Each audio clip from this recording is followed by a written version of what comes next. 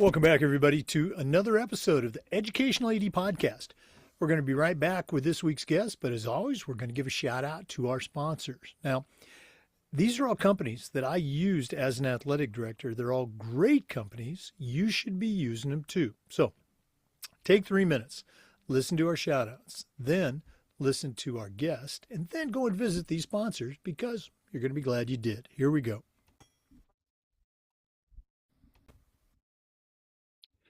Hey, we want to say thanks to our good friends at Sideline Interactive, indoor score tables and video boards. Go to their website and you can schedule a live web demo to see their products in action. You've heard me say before, probably one of the best purchases I ever made was our Sideline Interactive digital score table. It's an incredible product. Go to sidelineinteractive.com. Schedule that live web demo today. We also want to thank Huddle. As a football coach, I used Huddle for years. As an AD, I made sure our school was a Huddle school. And our coaches, all of our coaches, just love the Huddle platform. Go to huddle.com. Join the 8 million users and turn your school into a Huddle school. That's huddle.com. We also want to thank Beacon Creative Wall of Fame. Used to be Vital Signs Wall of Fame, but now Beacon Creative brings a new content creation service to the Vital Signs Wall of Fame legacy. We always try to celebrate our athletes, but it's hard to do. Well, Beacon Creative is going to take your data, create compelling stories that you can then load and play on any digital platform at your school. You really got to see it to believe it. And the good news is you don't have to lift a finger. I want you to email John Townsend. That's John, John, at beaconwalloffame.com for more information. That's John at beaconwalloffame.com. We also want to say thanks to Snap Raise. Have you ever spent weeks and weeks with a fundraiser and been disappointed? Well, I'm telling you, those days are gone. Go to snapraise.com. We used it at our school with our teams and had tremendous success with fundraising. Check out their other great features. But if you're looking for a fundraiser, you found it, and it's Snap Raise. We also want to say thank you to Gipper. Go to Gipper.com. Start creating world-class marketing content for your school's social media channels. You're doing great stuff. Your teams, your athletes are doing great stuff. Get it out there on social media. That's what Gipper's for. It's so easy to use. Even I can do it. That's Gipper.com. And don't forget to mention the podcast. We also want to thank Home Campus. Scheduling, rosters, results. How about facilities? Their eligibility and clearance platform alone is a game changer. Go to homecampus.com. Find out all the great ways they can save you time. That's homecampus.com. We also want to say thank you to Ohio University and their online masters in athletic administration. My assistant AD, along with thousands of others, got his master's through the Ohio program, and it was a tremendous experience. They also allow you to complete 11 NIAAA leadership training courses at no extra charge. That's Ohio University and their online masters in athletic administration. We want to say thanks to our good friends at Hometown. Hometown continues to change the game for schools and organizations with their solutions that include things like, well, big surprise, digital ticketing, but how about fee-free fundraising, athletic website construction, and a whole lot more. Principals, ADs, coaches, Hometown's going to show you how to save time, how to raise more money, and how to bring your community together. Go to hometown.com, and as always, don't forget to mention the podcast. And we want to thank Athletic Surveys by LifeTrack. At my school, we use surveys for everything, for student athletes, for coaches, how about parents? And the data we collected from these surveys, incredibly valuable and almost always over the top positive. We still got to hear from those squeaky wheel parents, but the surveys allowed us to collect the data, hear their concerns, keep them from turning into something big. But that positive feedback that we got, when you're sitting with a frustrated parent, or maybe your principal, even your school board, having that information, that could save the day. Go to athleticsurveys.com. They're going to create a custom survey that lets you take the pulse of everybody in your program. Athletic surveys. And as always, don't forget to mention the podcast. Hey, welcome back, everybody, to another episode of the Educational AD Podcast. We're going up to South Dakota today. They're already snowbound. Can you believe that? And our guest is going to be Julie Eppard. Julie is a certified master athletic administrator. She's the director of athletics at Chester High School. That's in Chester, South Dakota. She's going to share all about her school and her journey. But Julie Eppard, welcome to the Educational AD Podcast. All right. Well, thank you, Jake. I appreciate the invite. I'm excited to be here. Well, we've got a lot of friends in South Dakota. We're glad to add you to the list. Let's go and jump right in. We always like to let our listeners have a chance to get to know our guests. So give us your quick bio, where you were born, where you grew up. Maybe take us up through your own college days, and we'll take a break. But what's the Julie Eppard origin story? Yeah, well, I grew up on a farm near Flandreau, South Dakota, and born and raised. I'm the oldest of five, and had my whole schooling was done in the Flandreau High School. And then from there, I went on to South Dakota State University, go Jacks. Went there, got my undergraduate degree in so the social sciences, and had a lot of other endorsements so I could teach, because that's all I wanted to do was to be a teacher. From there, when I graduated, I got my first teaching job was in Pipestone, Minnesota. I was there for a couple of years, and yes. We're going to jump into your career in the second segment. I want to go back to, growing up, five kids, and you said the farm, so I'm going to assume a rural upbringing. What are some of your memories of sports? Was there a driveway basketball hoop, or what did you do maybe before you got into organized sports? Yeah, no, I was very fortunate with growing up on the farm. We had to work hard. You worked hard, then you got to play hard. And my dad put a slab of cement down, and we played basketball outside. That was our thing that we did. And we had some sawhorses that we would use as for hurdles to practice track. But yeah, those were some of the fondest memories I had. Was as a young child playing outside, turning on the lights, and under the stars in the summer. It was fun. Now, as you started to, get in middle school and high school, I want to hear about that. But were your parents, were they supportive of, say this growing passion of sports, or was it, hey, you got chores to do? What are your memories of that? Oh yeah, you know what? I was very fortunate. My parents were very supportive.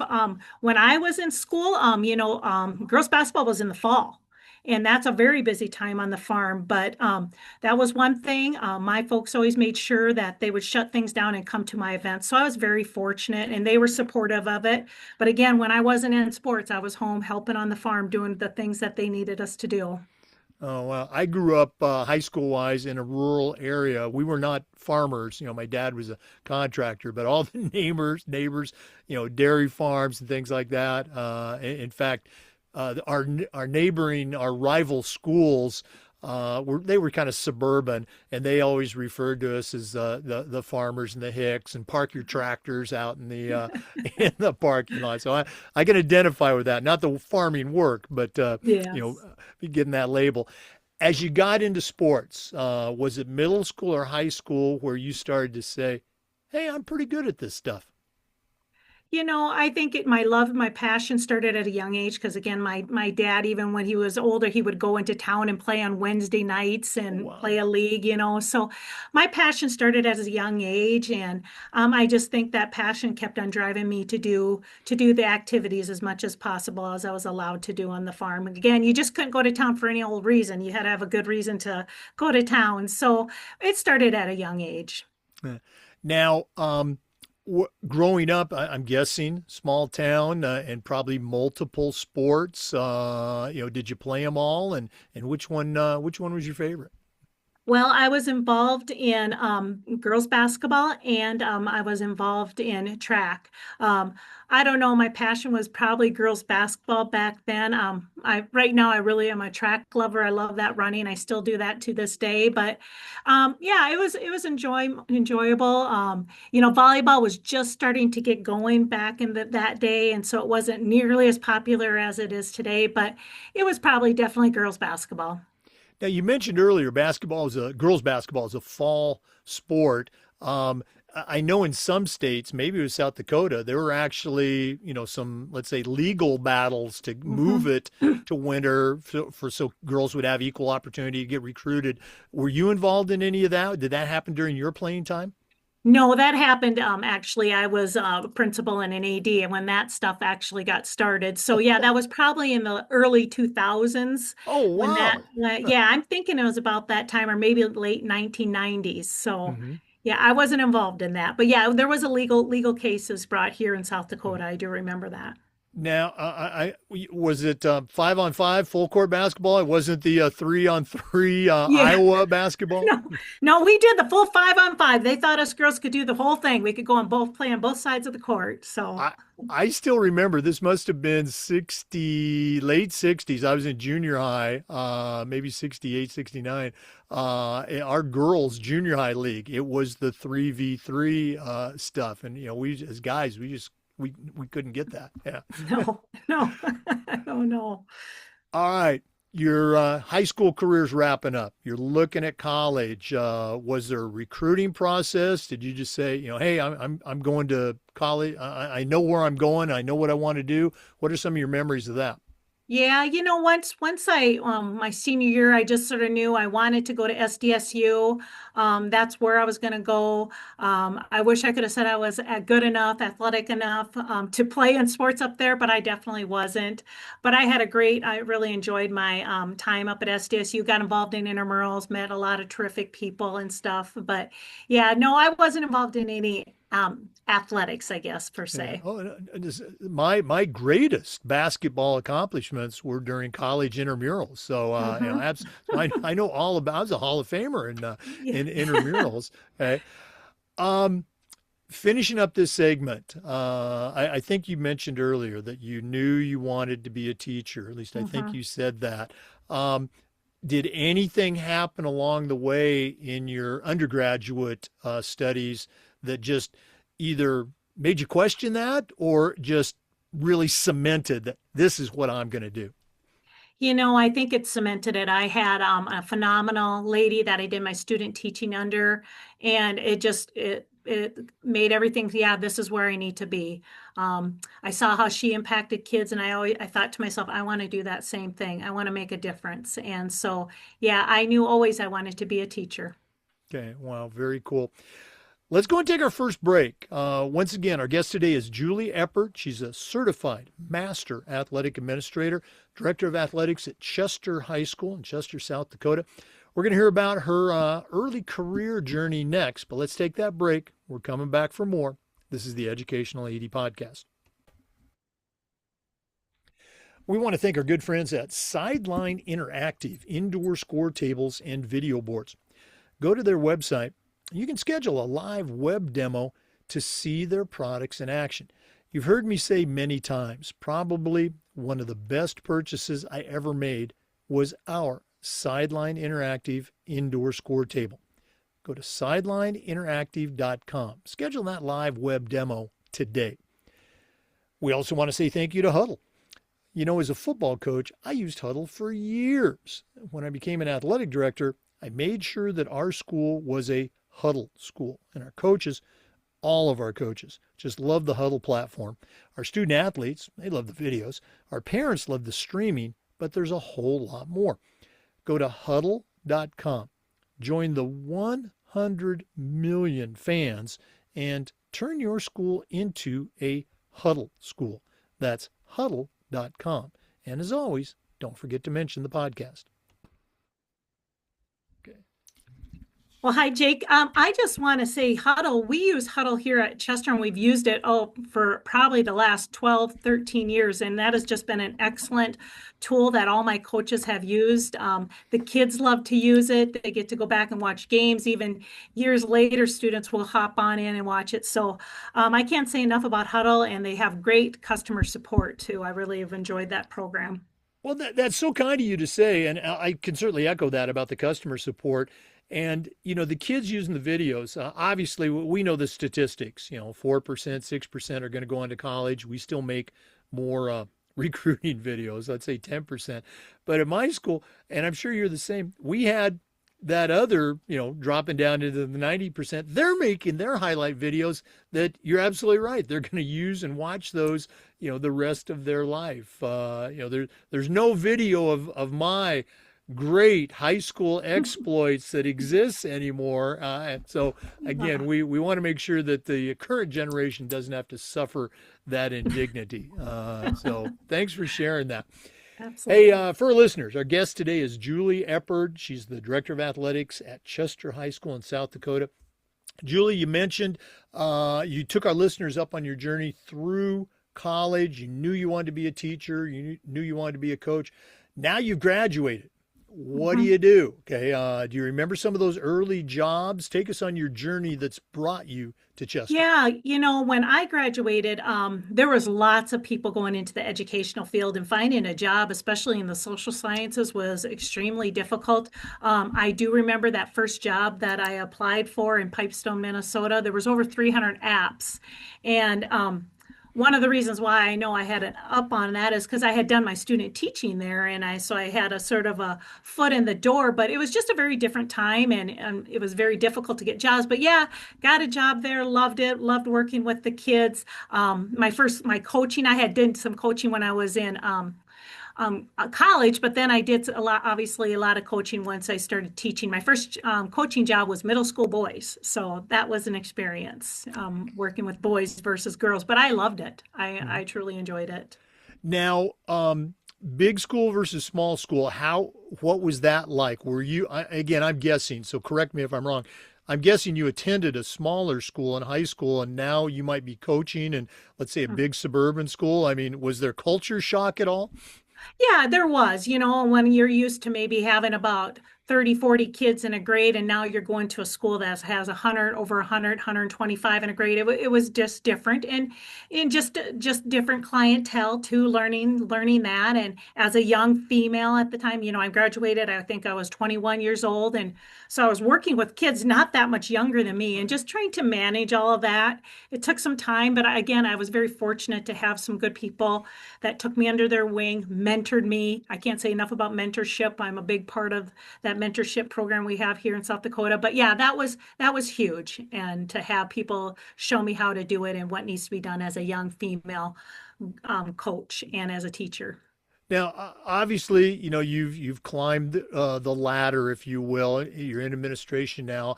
I still remember, that first job that I got. I was at a junior high, and I'm teaching, 6 out of 7 periods. I'm coaching all 4 seasons, and I'm just loving it. And I'm thinking, I'm going to be here the rest of my life. And of course, that doesn't work out. I got approached to be a high school coach, and okay, I did that. What was your journey like? Take our listeners on that because I think it's important for particularly our younger listeners to hear from people like us. Hey, you might not be at the same place for 40 years. No, no, definitely not. And well, what had happened, I met my husband, we got married. He was also an educator. He wanted to be a head coach in the school he was at. He wasn't going to get to be one. So we moved out west, central part of South Dakota. Great community. We lived out there for about 15, 16 years, and my husband was a head basketball coach. I then was a middle school teacher, again, coaching all of the sports that you can imagine. Again, enjoying it. And then life starts to happen. I start to have kids, and it just made it a little bit more difficult. We were someplace where you didn't have family, but it was great. And again, I got to meet lots of different people, different cultures, different experiences, students from all different walks of life. And I honestly feel without those experiences, I wouldn't be where I am now. I have a greater understanding of students and where things have to go in life and how life changes. And sometimes it's so much more than what people understand. Sometimes the greatest thing when a kid comes to your school is that they're here, they're safe, they're loved and cared for. Because we know when they leave, it's not always that case. So those were some big learning things that I had as I moved out to Western South Dakota. Yeah, boy, you touched on so many key items right there. And again, the lessons that you can learn if you're open to that. Absolutely. You know, I know a number of teachers or coaches over the years, I'm sure you do too, that they did spend their career 35, 38, 40 years at the same school, and they love it. They're institutions in that community. I look back at my career, and again, I think I was like your husband. I wanted to be that head high school coach and was looking for that next challenge. And at each one of those stops, talking about the toolbox, I learned something. I put that tool in my toolbox and kept it with me and used it, at the next school. And sometimes you learn the tools that you don't want to use. Okay. Yeah, absolutely. Um, you could take us to every single stop you made, but Yeah. take us on that path that has now brought you to Chester. We're going to do Chester in our next segment, but what are some of the other stops on your tour?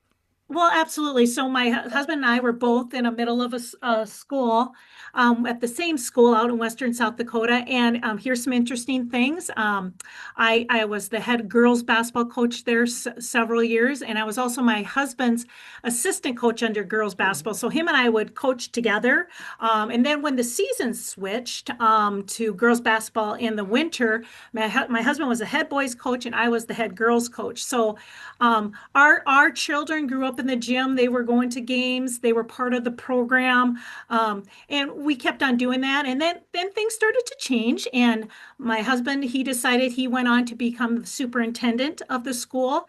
And then eventually, a few years later, I went on to be the principal of the school out west. And we were there for several more years. And then life happened, things happened, and we decided we wanted to move back to the eastern part of South Dakota, and which brought us back to Chester. But I can't say enough about the experiences that I had out there, the people you meet, the contacts you get, and talk about learning a lot of things. I can remember I was underneath him as a coach, so I thought I knew everything. Had been a middle school, high school Right. assistant coach, and then I get to be that first the head coach. And the night before, we're going over a few things with my husband. He goes, "What about your out of bounds plays?" And I'm like, I forgot out of bounds plays.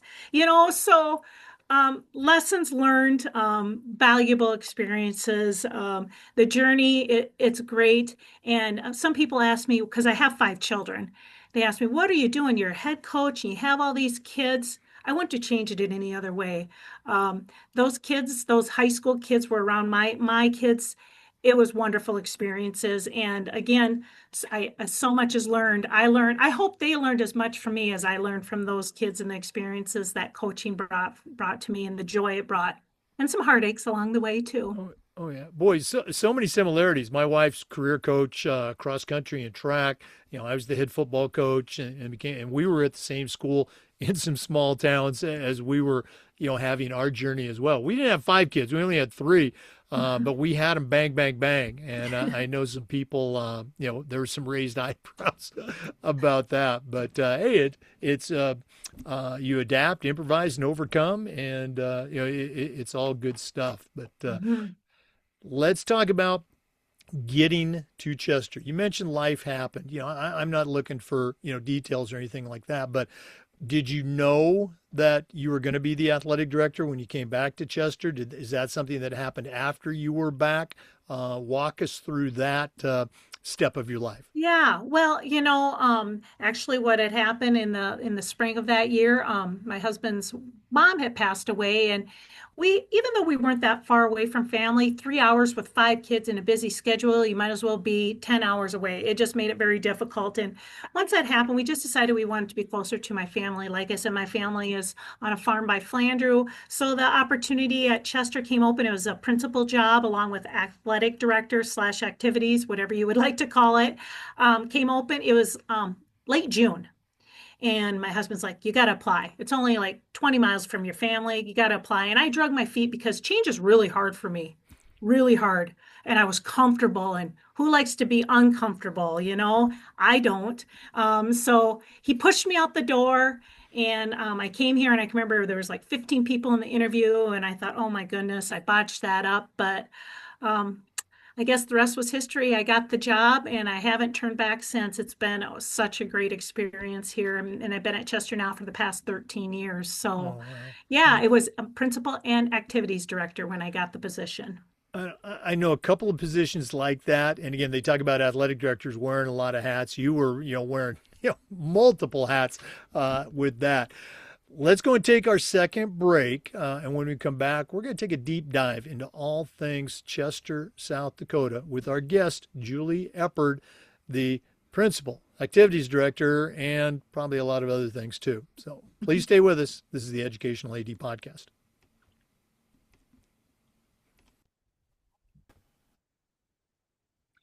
We want to say thanks to our good friends at Beacon Creative Wall of Fame.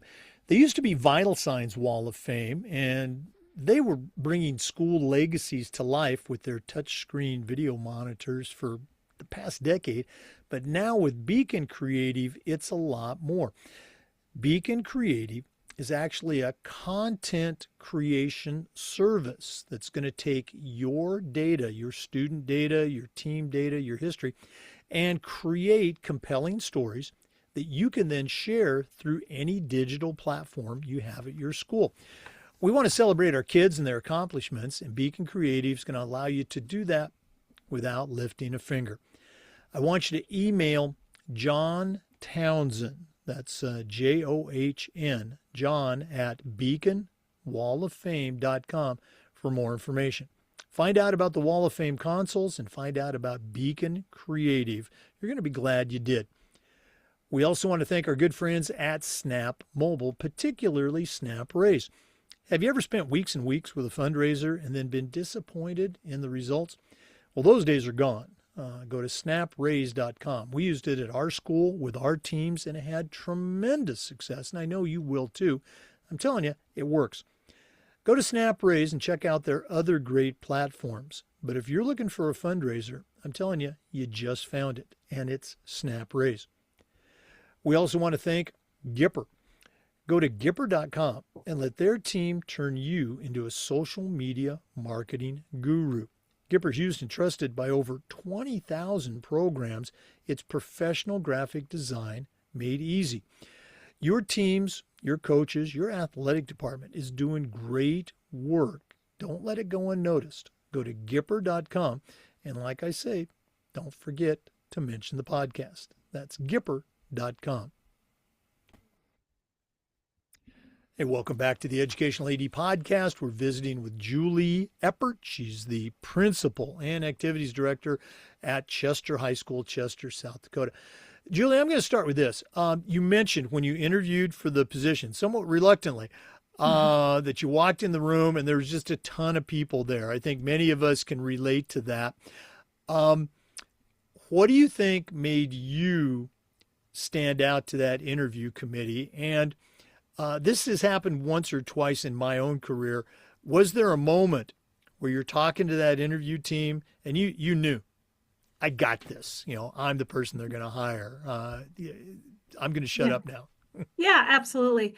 Well, I guess I have always, ever since I've been a little girl, I'm very passionate. When I do something, I'm 110%, and I'm still that way now. I mean, I don't care what it is. If we're getting the kids in the lunch line, I'm passionate about that. And so I think my passion just sort of bleeds into when I talk. And I am 100% pro kids. Everything I do is for kids and what's the best interest of kids and obviously the staff in the school. I don't know. I'm just very passionate about that and my work ethic. I really strive hard. I want to be, I don't want to be just mediocre. I want to be the best. I want our school to be the best. And so I feel that when I speak, I bring that on to the committee. And, they looked at me and they smiled, and, I had a very comforting feeling. I can't say I was 100% sure because I met the other applicant, me, I'm about 5'8", and then I was leaving, and the gentleman that came in was like 6'4", and I'm like, oh, it's a high school position. Why wouldn't they hire the big guy? Right, Um, right. but I did feel comfortable. But I think that's my passion, my Hmm. passion. Yeah, no, and I'm glad you said that because that's something when I talk to young, let's say aspiring ADs or young coaches, that's something that I tell them. I don't care about your philosophy. Yeah, our school has a philosophy, and you're going to follow our philosophy, or I'm not Mhm, going to hire you. I mhm, want to see your passion, that you're passionate mhm. about coaching or teaching or kids. That I want to see that enthusiasm. You don't have to be flying out of your chair, but if I can't tell that you're passionate, it's going to be a tough hire. Great answer. Mhm. Okay. Mhm. Absolutely. All right. So, ADs, we love to, I don't know if we love to complain or gripe, but, we got to do this. We have all these jobs. Well, you got the stinking, you're the principal. Yeah. Okay. So, Yeah. how do you make both of those jobs work? And I guess before you do that, tell us a little bit about Chester. What's the enrollment? Yeah. What's the community like? Take us on the grand tour of Chester, South Dakota. Yeah. So we are a K through 12 building, which I absolutely love. I love it. I can be here up with the seniors, and I can go down and see the kindergartners and the preschoolers. It's just absolutely wonderful. We have an enrollment of probably, I think right around 325 K through 12. So it's a small rural community. Actually, the town of Chester itself is not, it's a village. It's not an incorporated town even. And so we're a very rural area. But with that, we have in our school, and this is one of the greatest things that we have, one of the many great things, because I am very pro Chester, obviously, but our staff, our staff do not leave. That says a ton about our school and what kind of environment we have. And we just, people don't leave here. They like working at Chester. We don't have students leave. I mean, open enrollment, everyone's going to the next big shop and Right. stuff. Kids aren't leaving. And so, we got a lot of great things going on here, and our community is so supportive of our school. In a small rural community, that's what you need, and we have the best support. In fact, just today, a lady came in. She goes, "Miss Eppard, I want to pay all the outstanding lunch balances." And I'm like, "Are you sure?" Yeah, she wrote a check for $800, and then she, Wow. Yeah. she'll do that different times throughout the year. Just Mhm. pay all the unpaid lunch bills. So it's just phenomenal. Now, quick question: how many students in the high school, the upper four grades? We have 113 kids in 9 through 12. Yes. All right. My first head football job was at a school in Oregon, out in the wheat fields of Oregon. There's like 110 kids, and it was great. I loved it. Hmm. And I'll remember the first football game at halftime. I'm all excited, and we're running off. Three of my guys come up and they go, Coach, we got to go. And I go, what do you mean you got to go? We're going to the locker room. And they go, we're playing in the band. And I go, what? Okay. And so they're up in the band with their football pads on, and they're playing. And that was the first of many small town lessons for me because I went to a big high school. Yes. But it was great. I just loved it. And very similar vibe, Hmm. Hmm. farming community. Hmm. And, again, Hmm. I thought I was going to spend my whole career there. They had a bad wheat Yeah. crop that year. Three Yeah. teachers got let go. I got let go, but Hmm. still very fond memories of that school. Yeah. Um, what are some things that you do? I just had this conversation with a good friend of mine. Um, he's athletic director here in Florida. He's been at this school now for 4 years, and his theme is, that we want our school, we want the kids, we want the parents to think that it's D1. That's his thing. Let's do it like Hmm. it's D1. Um, and I shared a book title with him. In fact, I'm going to hold it up again. Nobody else can see it but you. Um, it's called Make the Big Time Where You Are. Hmm. Classic book. And what do you do with your students, not just with sports, but maybe we can focus on sports, to let them know and the coaches and the parents, that parent that's coming in and stroking that check, what are some things that you do, small town, okay? What Hmm. are some things you do to make them feel like, hey, we're big time? Oh, absolutely. Well, again, because we are a small town, everybody goes to all the events. Everybody is supportive of every event that goes along. And I don't care if it's our fine arts having their one act play. I mean, that's huge here. We have some of the best fine arts around. I got a shout out to our fine arts program.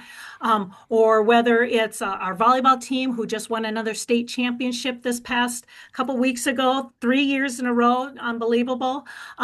It does not matter what we do. People come out and support, and our kids come out and support. And so some things that I do is I'm all about encouraging our kids to be involved. And whether that's cheering on the sideline or actually being involved in the activity, whether it's playing it or being a manager or some type of thing to be involved. Because we all know being involved is what's best for kids, whatever that level may be. So I just, again, I'm a big cheerleader. I guess I'm a big encourager. I'm like, hey, coming to the game tonight? Or I talk a lot because I'm at everything. Anything Chester, I'm at. And I don't care if it's away or home.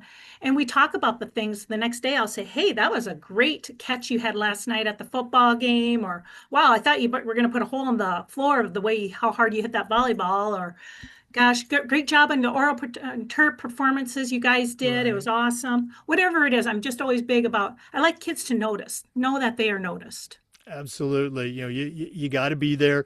You got to show up. You got to be visible.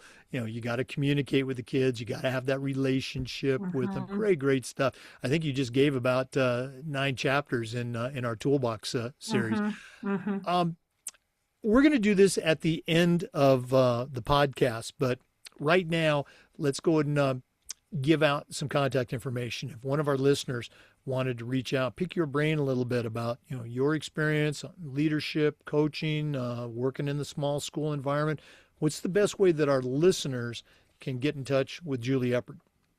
Oh, absolutely. Well, we have our Chester School website, chester.k12.sd.us, or my email, Julie, Julie, dot Eppard, Eppard, at k12.sd.us. Those I check my emails frequently, and I'm always happy to help anything that I've learned along the way because I relied on others to learn.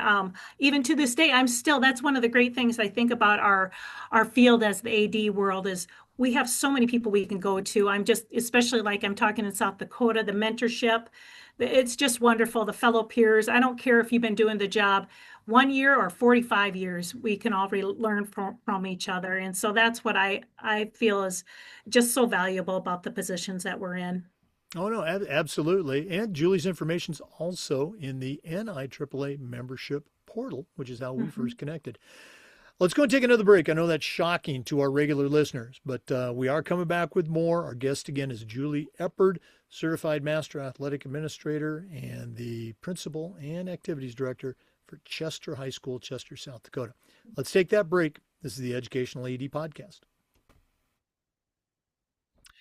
We want to take a moment and say thanks to Home Campus for their support of the podcast. Home Campus is one of those platforms you're going to use it every single day. Scheduling, rosters, results, facilities, their athletic eligibility and clearance platform alone is a game changer. How about totally eliminating paperwork?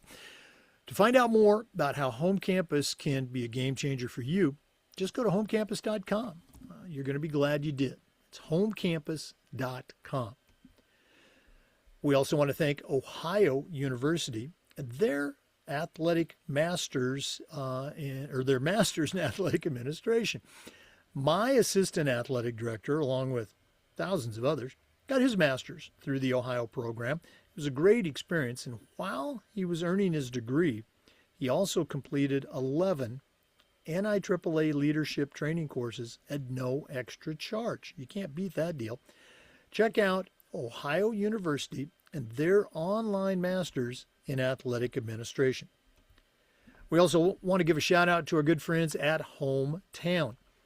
Hometown continues to be a game changer with their solutions that include things like, well, big surprise, digital ticketing, but how about fee-free fundraising, athletic website construction, and a lot more. Go to hometown.com. Whether you're a principal, an athletic director, even a coach. Hometown is going to show you how to save time, how to raise more money, and how to bring your community together. That's hometown.com. And as always, don't forget to mention the podcast. Hometown.com. Hey, welcome back, everybody, to the Educational AED podcast. Julie, we mentioned a couple times you're a certified master athletic administrator. That doesn't happen by accident. You're obviously involved deeply with your state association and, of course, with NIAAA. Can you share with our listeners, how did you first get involved at the state level, and how did you find out about NIAAA? Well, it started, earlier on in my career, I guess, when I was at our South Dakota Athletic Directors Convention. It was brought up about some of the classes they were offering, some of the LTC courses. And, of course, I thought, I'm just too busy. I can't do it. So the first year I didn't. And then Joey Struey, he's one of my good friends and also a longtime supporter of the SDI AAA and the NI AAA in South Dakota here. And he's like, Julie, just try it. So I did, and I was hooked. It was the best thing I ever did. The things that I learned in those classes just wonderful. And so it just became, I wanted more and more, and just the educational part and the fellowship that you had with your fellow ADs. And it was just such a great experience. So that's where it all started, is at our South Dakota Athletic Directors Conference. I'm starting those classes there, and it went from there. And now I actually teach them. So it's been a full circle. And it was exactly the same thing for me. I kind of knew about the state association, but I didn't get involved in Florida until I was hired by another school just to be their AD. At my current school, I was the AD and the head football coach. And one of our Florida, Hall of Fame guys reached out to me. Hey, Jake, you've never been to a conference. Why don't you come? And they were offering one of the courses, the 501, for free. And I was hooked. We use the expression, I drank the Kool-Aid, Yeah. and just went from there. So I know exactly what you're talking about. Talk a little bit about your CAA and then CMAA experience. What are some of your memories of that? Well, like I said, it started with Joey Struey, Bill Clements, and Jim Dorman sort of getting me hooked onto these classes. Those are probably, I consider, the three godfathers of South Dakota's ADs. And I know there was a lot of others, but those are the three that really got me going. And one day at one of the is a summer, we had some summer classes going on, and they asked me, "Hey, Julie, would you ever want to be? We're going to do this mentorship program in South Dakota. Would you want to be part of it?" And I'm like, "Yeah." And then the next thing you know, "Hey, what about being chairman of it?" And so that got going with the mentorship program. And so, I got my CAA endorsement. And then, one of the guys, Corey Adlin from Mitchell, he's Mhm. like, "Julie, you're doing all this work. Why don't you go for the CMAA?" And I'm like, "Oh, I don't have time for that." And then one day I'm like, "I'm doing this." And I'm so glad I did. And so I use the mentorship program that we have incorporated in South Dakota as my project for my CMAA. And it was great. I enjoyed it tremendously. And again, all the conversations, the people I've met on this journey, it's been wonderful. Yeah, well, that was going to be my next question. What was your CMAA project? But you shared that. And I already told you this. Joey Strury and I worked together for a couple of years at least on the National Certification Committee. And, he's Mhm. still there on the Professional Development Academy, through certification. So, yeah, Joey's a great friend. Um, as you were taking the courses, and you don't have to remember what number or even even the topic. Can you remember one that as you're taking it, you're going, "Wow, this is great stuff. I got to bring it back to my school," or sometimes at the same time, "Wow, we're not doing any of this. I better bring it back to my school." Did you have any of Yeah. those moments? Oh, absolutely. There was lots of those. I mean, there were some of the classes I can remember when I took the legal one. I'm like, "Oh my gosh, I think I'm going to quit. I'm resigning." It scared me, but it's like, okay, this is true. Hmm. These are true things that you got to be aware of, and you can't be hiding behind things. And so, yes, absolutely, there were things, lots of lessons learned, and things that I could learn from other schools and the fellow ADs when we would have these open mic conversations. It was fabulous. But yeah, I especially remember the legal one. I was so scared. I'm like, I came back and talked to my superintendent. We got to do this and this and this. And he's like, Julie, just take a breath. And we were doing things right, but we did need to make some Right. few changes, that's for sure. Yeah. No, and you brought up such a great point. The courses are great on their own merit. The textbooks, the material, the instructors, they all do a great job. But it's those conversations that you have at the table, whether it's during Mhm. breaks or during, table projects and things like that. Those can really, again, I call them game changers. That's where I got literally the idea from what became my CMA project during one of those informal conversations. Great stuff. Mhm. Well, Uh-huh. Julie, this has been so cool spending some time with you. We are definitely going to get you back on the podcast, but we're not done yet. We always wrap up with the athletic director's toolbox segment. So we're going to take a final break here from Athletic Surveys, who sponsor this segment. When we come back, I'm going to challenge you to send out a brand new athletic director on their first job, but I'm only going to let you put 3 items in the toolbox. So let's take that break, and when we come back, we're going to see what Julie Eppard puts in her new athletic director toolbox. Mhm. We want to thank Athletic Surveys for sponsoring the AD Toolbox segment. At my school, we use surveys for just about everything, for student athletes, for coaches, especially for parents. And here's the cool thing, the information that would come back on these surveys, almost always over the top positive. I'm talking 98%. We also got to hear from our squeaky wheel parents, but the surveys allowed us to find out what they were concerned about, usually address it before it became something big.